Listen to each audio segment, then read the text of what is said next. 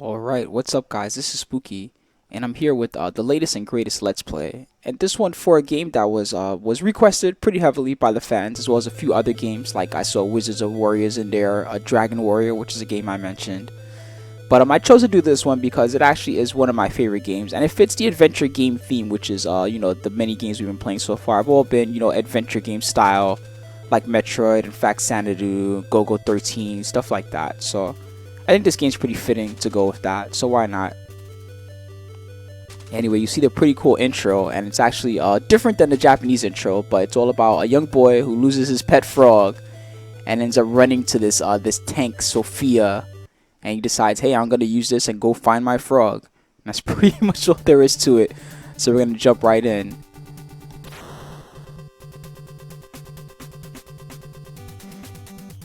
And you do have lives in this game. You do not have infinite continues, by the way, so we got to be really careful. We can't just go willy-nilly like we did in Go-Go 13 and not care.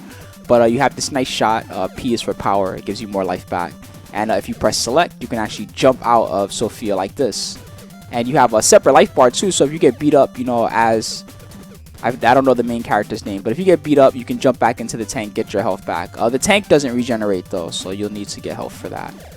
And this is all done in adventure game style. I think there's like 7 stages in total. It could be 8. It's been a while. And each area you have to go find an item that'll help you out to get to the next area. Much like Zelda and other adventure games of this style. Look at that slow down right at the start. So pretty much at the beginning, the first thing we've got to do is we've got to get the first item. And I think it's called Blaster or Crusher, something like that. And basically it just upgrades the cannon on Sophia. It makes the shots do much more damage. But we will need that to go to area 2. Right now we're in area 1. One of the most annoying things about this game is not only are there maze areas, kind of like Go-Go, but you never really know which maze has the boss of that level. So like, for example, here's a maze here we can enter, and I can just show you just to see what it looks like. Cool, right? And there's all this stuff around, but even if I clear this whole thing, the only thing I'll get out of it is like power-ups or something. I won't actually find a boss, and it won't actually help me progress through the rest of the game. Some of the power-ups are pretty cool. Let's see, when you pause here, it shows you all the items you have, and it shows you the power-ups you can get. There's homing missiles, there's this lightning bolt thing, and then there's this, which I think is like a triple missile shot. It's been a while. Pretty sure that's how it works. Anyway, those power-ups are cool and useful. If we run into them, we'll go snag them. But most of the time, we'll just run straight to a boss. There is also a gun power-up you can get that makes your gun better. But the problem with that power-up is that if you ever get damaged, then the power-up kind of weakens. So, not perfect. Alright, so from this point on, it's actually much easier for us to swim across. So that's what we're going to do. Try to get hit by these blob things. Up here. There we go. So this is actually the maze area that's going to lead us to the boss we need to get to. And during these overhead sections, you have your regular shot, which can be upgraded, as I mentioned. You can see the gun on the left side of your screen. And there's these grenades, which actually are probably more useful than the gun most of the time, because it'll kill most of these minor enemies in one hit. They are a little tricky to aim, but you get used to it after a while.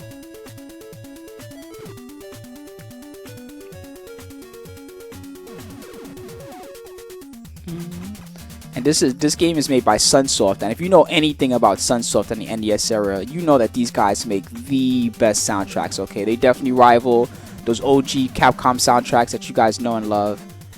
Sunsoft was definitely the king of soundtracks, at least in this early NES era. I'm not sure what their SNES soundtracks are like. So we're pretty close to the boss that we want to get to. I'm just gonna snag this and just run across, take advantage of the invincibility, because this boss is not too tough. Alright, boss room. And the best way to beat this guy is to just find a spot that you like to stand at and just smash a lot of grenades. So that's what I'm going to do.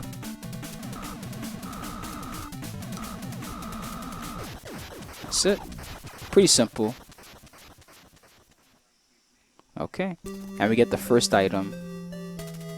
And what I like is when you get the items, it actually teleports you back to the beginning. So that's pretty cool. Alright, so Hyper, that's the name of the weapon we get. So we get the Hyper shot for Sophia. the mobile tank.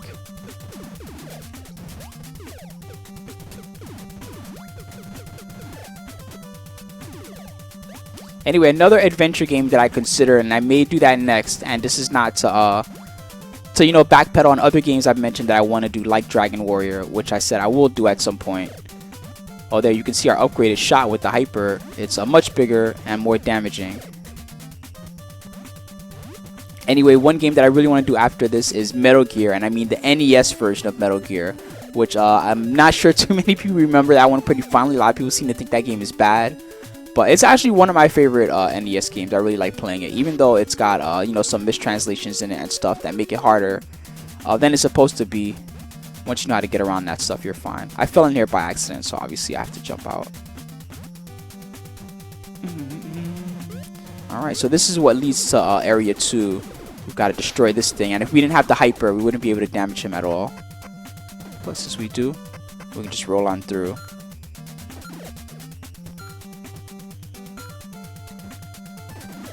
Alright, here we go, off to another area. Now we're in area number 2.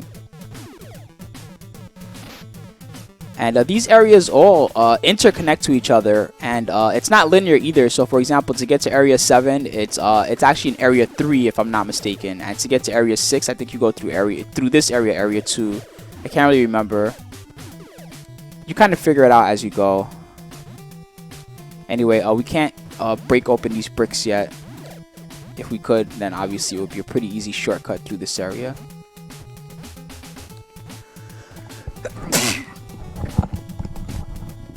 Excuse me, guys. That was like a huge sneeze. Whoa.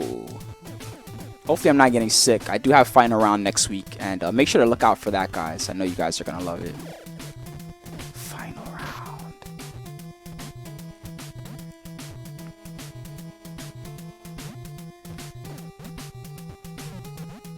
Ouch.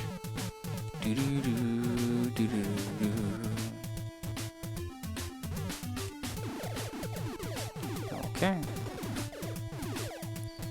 Alright, and we go to the next area. So obviously, same as before, we're really just trying to find our way through to the end of this area. And when we do, we'll find a maze that has a boss room, obviously. And it's pretty much the same for all 7 stages. Find your way to where the boss is, you know, get there, fight them, continue on.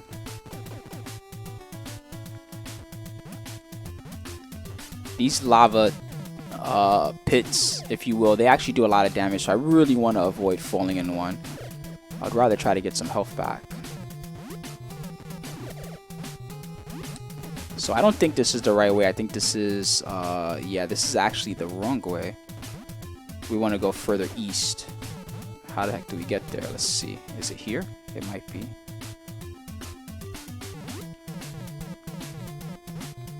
And the mazes are not that convoluted in this one, so I'm probably just going to freestyle for the most part. If I get lost a little bit, no biggie. This is not it.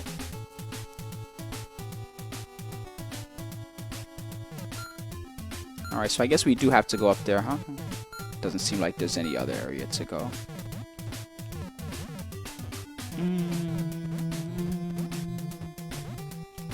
Anyway, it's pretty cool that Sophia is so mobile, right? It's like a jumping tank. It's got tons of weapons and stuff. I think that's original. Not too often you see stuff like this. I guess I'm supposed to go this way.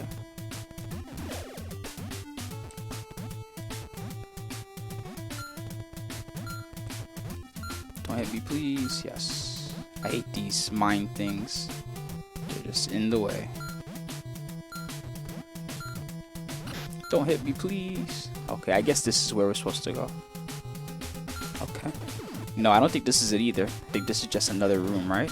Yeah, it is. Look how many, like, fake areas there are, too. Isn't that cool?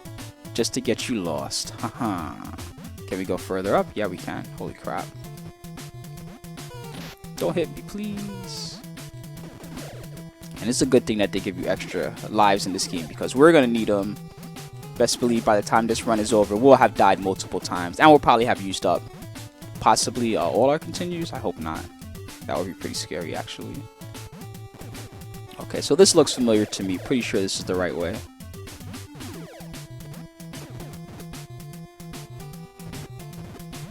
Yes, it is. Cool, and we got most of our health back. That's nice. So we're in good shape right now.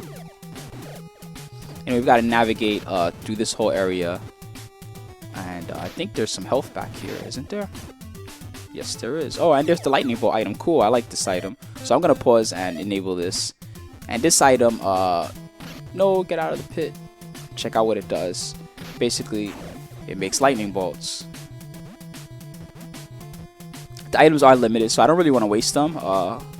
You know, 20 lightning bolts can actually get you a long way. Anyway, here is the area we actually want to be in.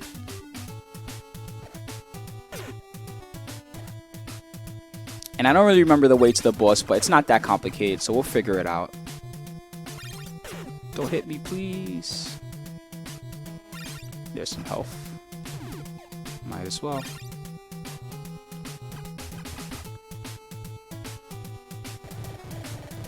Just gonna shortcut this. It's way easier to just jump across and take damage. Alright. Well, we got a gun upgrade, at least that's nice, but not what we actually wanted. So now, obviously, I don't want to, then this is the whole problem with the gun. I don't really want to take any damage because then it'll weaken my gun. But it's pretty unlikely that I'll get through this without getting damage at some point. And this is why I'm not a huge fan of the gun upgrades.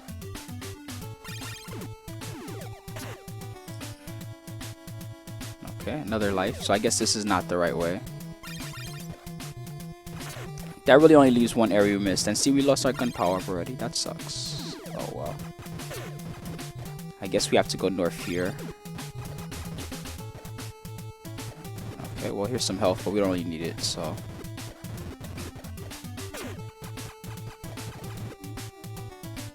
Okay, we want to go around this. So I believe we go west. Yeah, this looks right.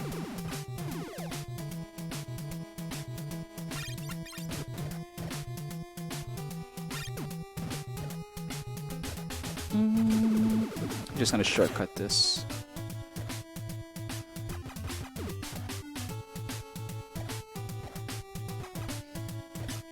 And down here, is this where those power-ups were? Yeah. What happened to the gun power-up that was there? Oh well. Another shortcut. Here we are. So this is the boss room. And what boss is this? Oh, this boss. Alright, so I'm going to pause briefly because I want to talk about a little trick that you can do on all the bosses, right? And that's that if you not all the bosses, sorry, but it does work on this boss. And that's that if you drop a grenade at the right moment and you pause the game like this, what will happen is the grenade will just kind of damage the enemy over and over and over. And you just wait for a few seconds and then boom, instant death. Very useful. Just be really careful because you can actually kill yourself the same way. If you get damaged by an enemy and you pause, yeah, the enemy will hit you over and over and you will lose all your life before you unpause. It sucks.